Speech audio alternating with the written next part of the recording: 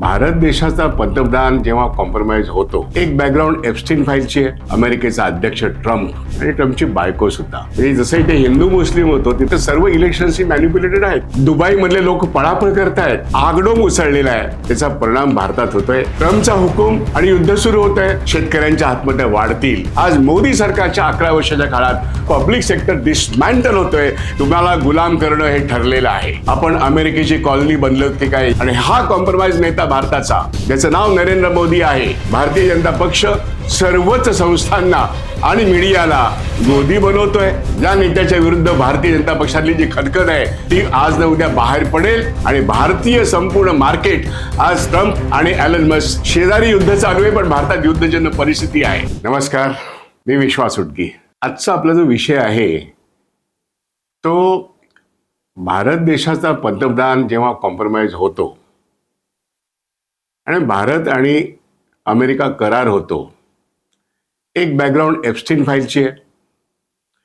दुसरी बॅकग्राऊंड त्याच एप्स्टीन फाईलचा एक आधार असलेला अमेरिकेचा अध्यक्ष ट्रम्प आणि ट्रम्पची बायको सुद्धा या देशाच्या पंतप्रधानांना हुकूम देऊ शकतात, अशी अत्यंत वाईट परिस्थिती आहे. याचं वर्णन या बजेट सेशनच्या सुरुवातीलाच राहुल गांधींनी की या देशाच्या नेत्यांची, विशेष करून प्रमुख नेत्याची मानगूट कशी आवडली गेलेली आहे, त्याला चोकिंग असा त्यांनी शब्दप्रयोग केला. मार्शल आर्ट्समध्ये त्यांनी प्रात्यक्षिकच जवळपास करून दिलं आणि त्यांनी भाषण जे केलं ते आपण आता सगळेजण अनुभवतोय की हे मानगूट पिरगाळण्याचं काम चालू आहे. याचा परिणाम त्या व्यक्तीवरती काय होतं ह्याच्यापेक्षा या देशावरती काय होतोय. इस्रायलला जाण्याच्या एक दिवस आधी मी सुद्धा असं म्हटलं होतं माझ्या एका व्हिडिओमध्ये की इस्रायलची यांची भेट या देशाला अत्यंत संकटमय परिस्थितीत आणून ठेवेल, आणि तसंच घडलंय. कारण नेत्यानाहू हा एक नरसंहारक असा हा इस्रायलचा पंतप्रधान, तो त्या देशामध्ये अत्यंत अप्रिय आहे. परंतु इराणच्या मागे हात धुवून लागणं, त्यानंतर मध्यपूर्वेतल्या अन्य देशांच्या सुद्धा मागे लागणं, म्हणजे जसं इथे हिंदू मुस्लिम होतो तिथं शिया सुन्नी प्रकरण त्यांनी वाढवलं होतं.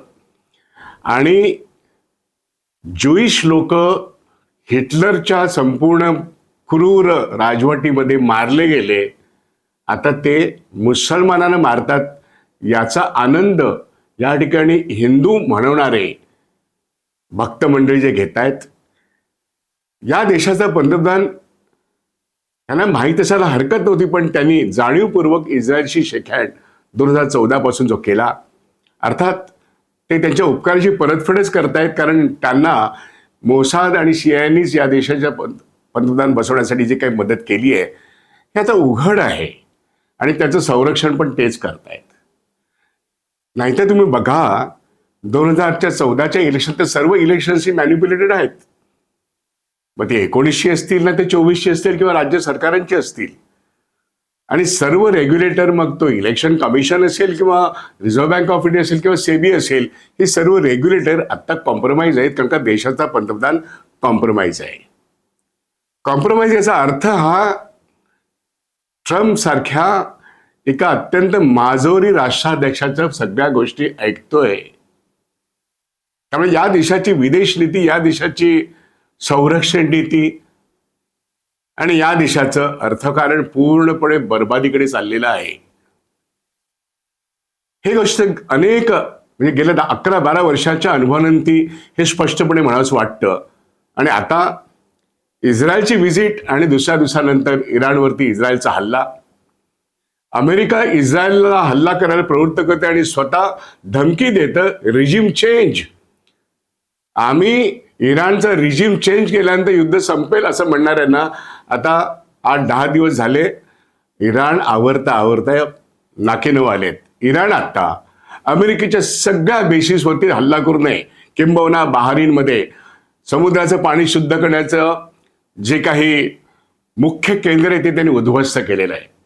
दुबईमधले लोक पळापळ करतायत. अबुधाबी, रियाद, मध्यपूर्वेतली सर्व महत्वाची ठिकाणं, अगदी सौदी अरेबियाची ठिकाणं सुद्धा आत्ता इराणच्या मिसाईलच्या टप्प्यात आहेत आणि संपूर्ण इस्रायल तेल अवयवी सकट शेकडोनी मिसाईल्स रोज इस्रायलच्या अनेक शहरांमध्ये अटॅक करतायत. संपूर्ण मध्य पूर्वेमध्ये एक आगडोंब उसळलेला आहे. त्याचा परिणाम भारतात होतोय.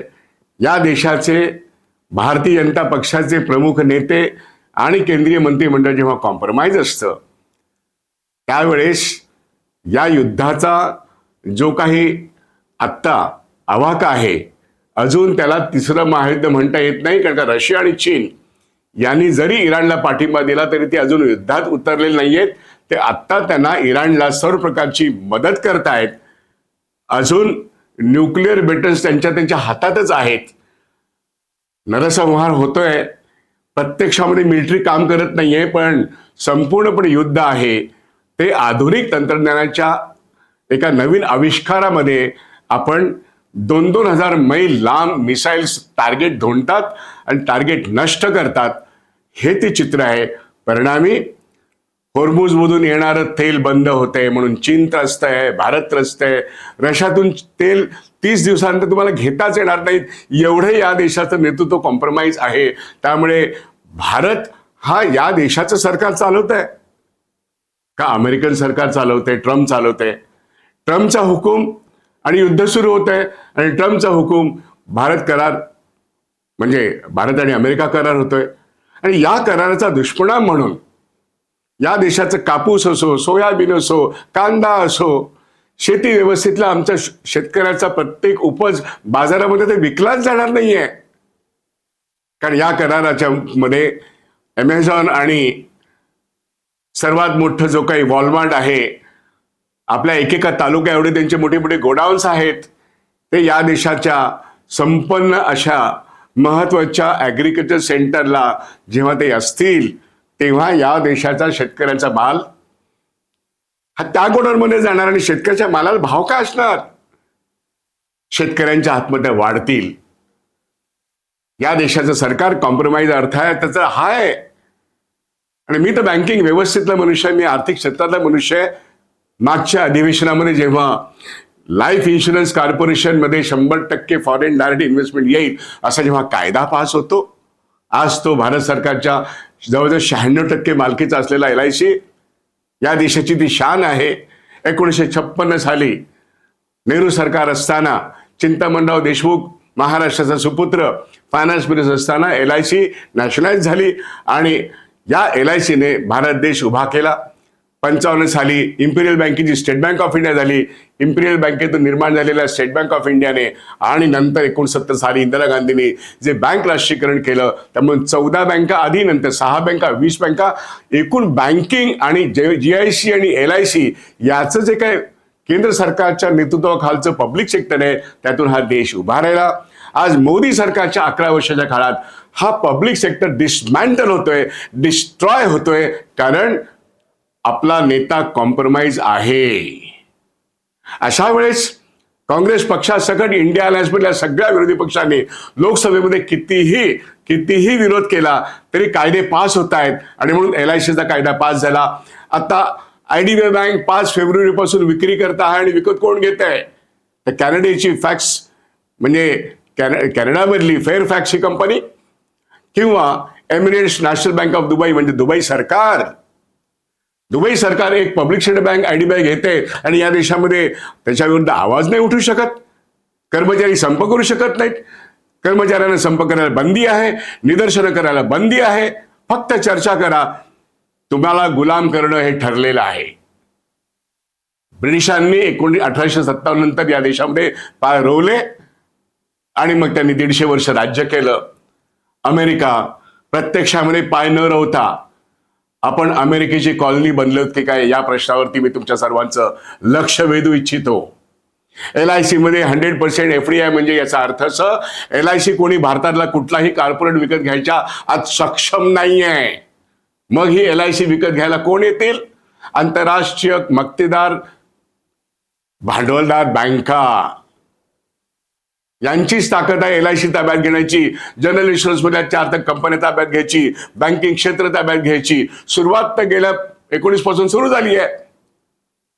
ॲसेट मोनरायझेशन पाईपलाईन नावाचा प्रकार भारत सरकारने केला. नीती आयोग आणि डिपमच्या मार्फत सार्वजनिक ॲसेट्स विक्रीचा कार्यक्रम चालू झाला. आपल्या देशातल्या राजकीय नेत्यांनी हे समजून घेण्याची गरज आहे. अमेरिका भारताला कॉलनी म्हणून वापरण्याची सुरुवात झालेलीच आहे आणि हा कॉम्प्रोमाइज नेता भारताचा, ज्याचं नाव नरेंद्र मोदी आहे, भारताची विदेश नीती, अर्थनीती, संरक्षण नीती, आपल्या सगळ्या बॉर्डर्स अनसेफ झालेल्या आहेत. गीता कालखंडामध्ये 4 राज्यात निवडणुका आहेत.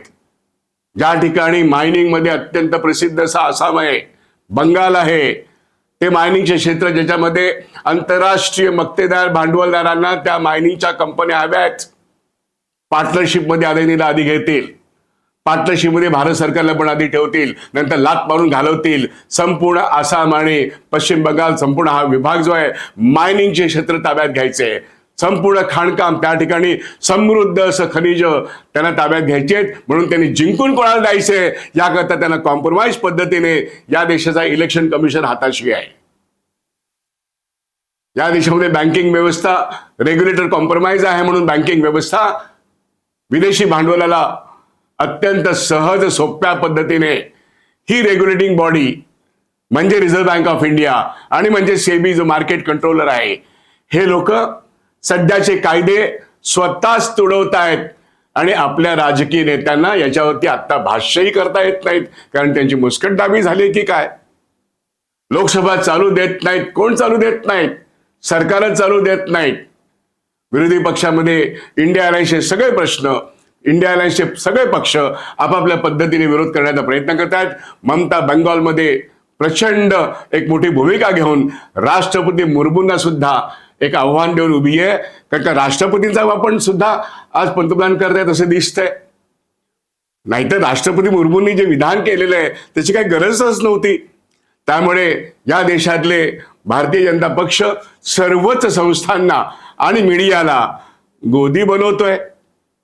रिझर्व्ह बँक ऑफ इंडिया असो, सेबी असो, बँका असो, LIC असो, GIC असो, स्टील असो, ऑइल असो, कोल असो, संपूर्ण सार्वजनिक क्षेत्र हे गोदी बनलेलं आहे आणि हे विकलं जाणार आहे ते विदेशी भांडवलाला. अशी सगळी नीती आज या देशातल्या या NDA सरकारने, ज्याचं नेतृत्व भारतीय जनता पक्ष करतोय.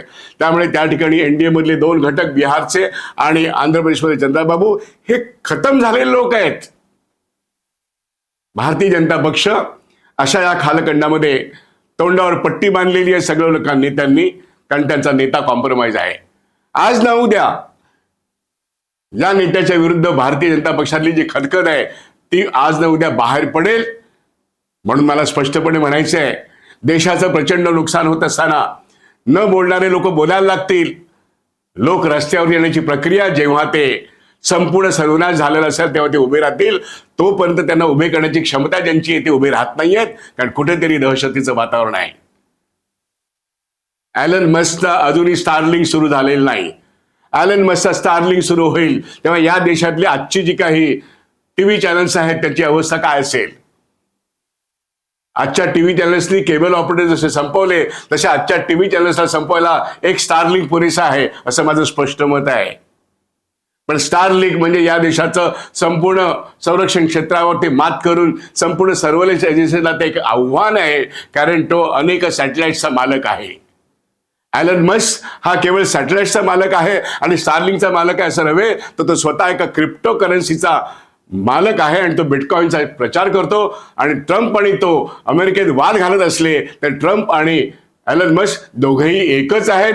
आणि भारतीय संपूर्ण मार्केट आज ट्रम्प आणि ॲलन मस्क हे जेव्हा आपल्या देशाच्या नेत्यांना कॉम्प्रोमाइज करतात, बोलू सुद्धा देत नाहीत, त्यांचा हुकूम शिरसावंद्य म्हणून आपला देश, आपल्या देशाचे नेते नरेंद्र मोदी त्याचं नेतृत्व करतात, ते जेव्हा शरण जातात, ते जेव्हा सरेंडर होतात, तेव्हा संपूर्ण भारतवर्ष, शेजारी युद्ध चालू आहे पण भारतात युद्धजन्य परिस्थिती आहे.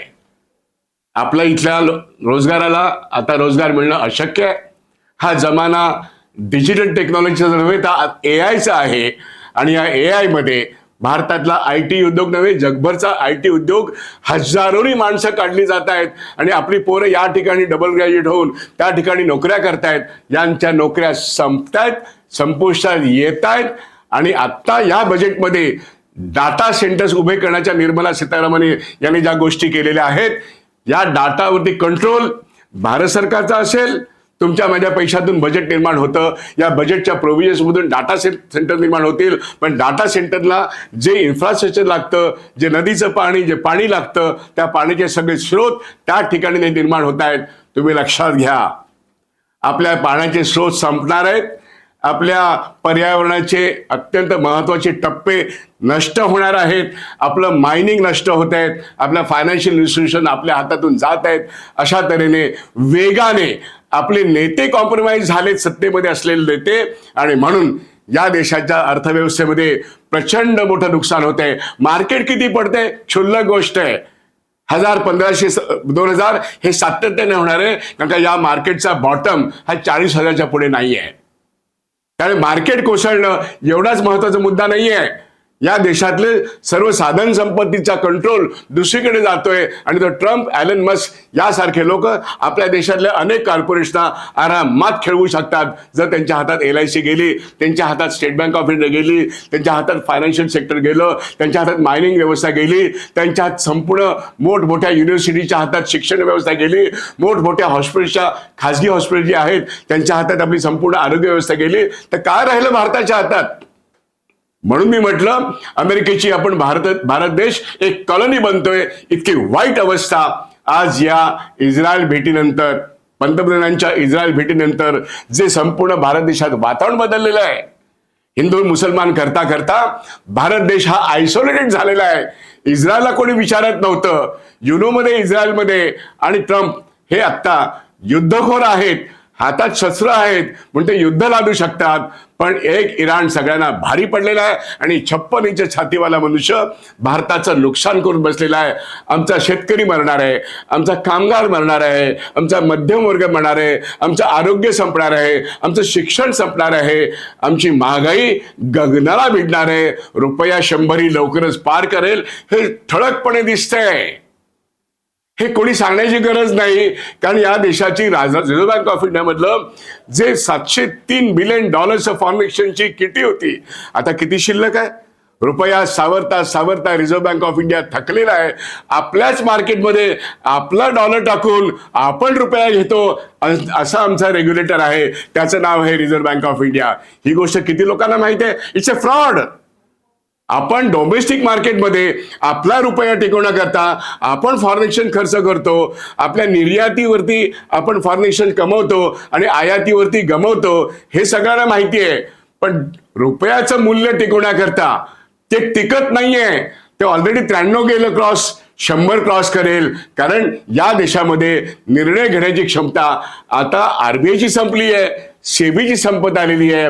मार्केट कोलॅप्स होत आहेत, आणि तेल मिळणं आणि गॅस मिळणं, हे कोणीही किती सांगितलं तर इराणचं युद्ध आणखीन 15 दिवस चाललं तर मुंबईच्या रस्त्यावरती, मोठ्या शहरांच्या रस्त्यांवरती गॅससाठी लाईनी लागतील, पेट्रोल पंपावरती लाईनी लागतील. आत्ता आर्टिफिशियली, कारण गेले काही वर्ष 60-70 रुपयाने लिटर पेट्रोल मिळायला पाहिजे, तुम्ही 100-105 रुपये घेतलेत. आता काही दिवस तुम्ही 103-105 ठेवाल, पण किती दिवस ठेवाल? कारण का नॅचरल गॅस आणि तेल आपण बाहेरून घेतो, आपल्या देशातली निर्मिती नाहीच आहे, आणि रशियाकडून घेणं बंद होणार, इराणकडून घेणं बंद होणार. जाणार कुठे? हीच गोष्ट चायनाची आहे. म्हणून चायना म्हणतं माझा ग्रोथ रेट हा 5% आहे, तरी पण आम्ही शहाण्यासारखे म्हणतो आमचा ग्रोथ रेट हा 7.2%. सगळे फसवे आकडे आहेत, सगळे इकॉनॉमिक पॅरामीटर्स हे अत्यंत फसवे आहेत. आणि म्हणून आपण जमिनीवर पाय ठेवून भारतीय नागरिक 142-148 कोटी जो आहे, याच्या जीवनमानाचं संरक्षण करणारं राजकारण, अर्थकारण करण्याकरता तमाम लोकांनी एकत्र येऊन मोदी सरकार, राष्ट्रीय संघाचं सरकार, जे हिंदू मुस्लिम करण्यामध्येच दंग आहे, हे किती लवकर उलटून पाडता येईल त्याकरता भारतीय जनता पक्षातला असंतोष हा शिगेला पोहोचला आहे.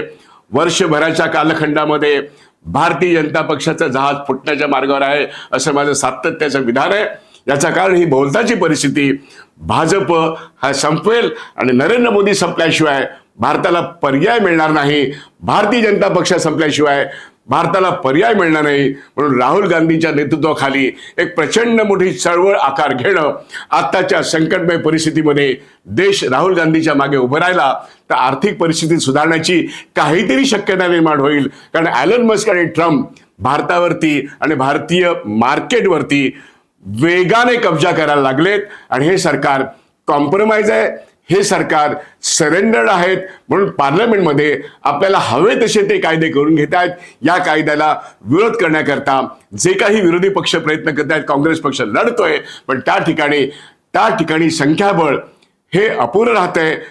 विरोधी पक्ष जेव्हा बायकॉट करतात तेव्हा कायदे पास होतात. असा जमाना गेले 11 वर्ष आपण बघतो आणि मग हे सगळे कायदे जनतेचा अधिकार संपुष्टात आणतात. आणि अशा तऱ्हेने या देशाचं संविधान, त्यातले मूलभूत अधिकार जे जनतेचे अधिकार आहेत ते जगण्याचे, त्यांच्या जगण्याच्या संरक्षणाचे अधिकार, रोजगाराचे अधिकार, आरोग्याचे अधिकार, शिक्षणाचे अधिकार हे संपुष्टात येत आहेत. आमचा शेतकरी आणि कामगार हा आता आत्महत्येच्या विचारात न करता त्याने ॲग्रेसिव्ह राहावं याकरता केवळ युद्धजन्य परिस्थितीचं विश्लेषण करून थांबू चालणार नाही. हे युद्ध ओढवून घेतलेलं आहे. ते युद्ध होत असताना इस्रायलला जाणं आणि अमेरिका आणि इस्रायलचं ऐकणं हे भारतातल्या नेत्यांनी केलंय. हा भारताचा जनतेचा द्रोह आहे. हे भारतातल्या जनतेने मोठ्या आवाजात बोललं पाहिजे. आणि या ठिकाणी आपण तरुणांनी विशेष करून याच्या विरुद्ध आवाज उठवला पाहिजे. युद्ध जरी दुसरीकडे असलं, त्या युद्धाच्या झळा भारताच्या प्रत्येक शहरात आणि गावाखेड्यात येऊन पोचलेल्या आहेत. आणि म्हणून प्रत्यक्ष युद्धामध्ये आपण नसलो, जेव्हा ऑपरेशन सिंदूरच्या वेळी सुद्धा हे युद्ध थांबवण्याचं क्रेडिट ट्रम्प घेतात आणि आपण बोलू शकत नाही. एवढं आपलं नेतृत्व कॉम्प्रोमाइज आहे. अशा वेळेस या देशाची काळजी 142-148 कोटी जनतेला वाटत असेल तर त्यांनी आपला नेता बदलण्यासाठी रस्त्यावरती यावं. आणि पुढच्या एप्रिलमध्ये ज्या 4 राज्यांच्या निवडणुका आहेत त्या ठिकाणी भारतीय जनता पक्षाला चारी मुंड्या चित करण्याची तयारी आणि संपूर्ण भारतामध्ये रस्त्यावरती येऊन आपलं जीवनमान सुरक्षित करण्याकरता, भारत देश संपूर्णरित्या भारतीयांनी चालवण्याकरता, अमेरिकन लोकांनी नाही, ॲलन मस्कने नाही, विदेशी भांडवलाने नाही, असा जोरदारपणे उच्चार करून आपण जोपर्यंत रस्त्यावरती येत नाही, आपल्याच लोकांचं त्या ठिकाणी प्रबोधन करणं ही आपली गरज आहे. कारण आपल्याला माहिती आहे की भारत देश जवाहरलाल नेहरूंनी निर्माण केला, भारत देश इंदिरा गांधींनी निर्माण केला, भारत देश मनमोहन सिंग आणि राजीव गांधींनी वाढवला. आणि या देशाच्या जनतेने भारताचा विकास केलाय. त्यामुळे विकसित भारताची गोष्ट जेव्हा नरेंद्र मोदी म्हणतात तेव्हा विकसित भारत हा आमच्या आधीच्या लोकांनी केला. आता नरेंद्र मोदींनी भारताचा विकसन आणि भारताचं स्वावलंबन याला तिलांजली देऊन भारताला परांबलोल केलंय. आणि आता भारत देश हा अमेरिकेची कॉलनी झालाय की काय, अशा तऱ्हेचं वातावरण दिसतंय. आपण हे कदापि मान्य करणार नाही. आणि म्हणून आत्ताच ब्रिटिशांनी भारत पादाक्रांत केला त्यावेळचा कालखंड, त्यावेळची निर्णय प्रक्रिया कशी होती आपल्या राजे रजवाड्यांची, आपल्या शेख नवाबांची, हे लक्षात घेऊन मांडलिकत्व पत्करणारे राजे नवाब आणि शेख या लोकांनी ब्रिटिशांच्या हातात भारत सुपूर्द केला. आत्ता आपल्याला कळतंय आपल्या देशाचं सरकार अमेरिकेला सरेंडर होतंय, मोठ्या भांडवलाला सरेंडर होतंय. आपला देश जर नीटपणे सॉव्हरीन टिकवायचा असेल, सेक्युलर टिकवायचं असेल, घटनेप्रमाणे चालवायचं असेल तर आपल्याला जागा व्हायला लागेल. म्हणून इस्रायल अमेरिकेने जे युद्ध जगावरती लादलेलं आहे, भारतावरती लादले गेले आहे, याचा असा नीटपणे विश्लेषणात्मक अभ्यास करून आपल्याला आपला देश टिकवणं आणि वाढवण्याकरता या देशामध्ये रिजिम चेंज कसा होईल, तो भारतीय जनता बॅलेट बॉक्समधून कशी करेल याचा विचार आपल्याला करायला लागेल. मी धन्यवाद इथेच थांबतो. पण आर्थिक प्रश्नावरती सातत्याने आपल्याला लक्ष दिलं तर आपलं अर्थकारण चांगलं होईल आणि आपलं राजकारण बदलायला आपण स्वतः पुढे जाऊ.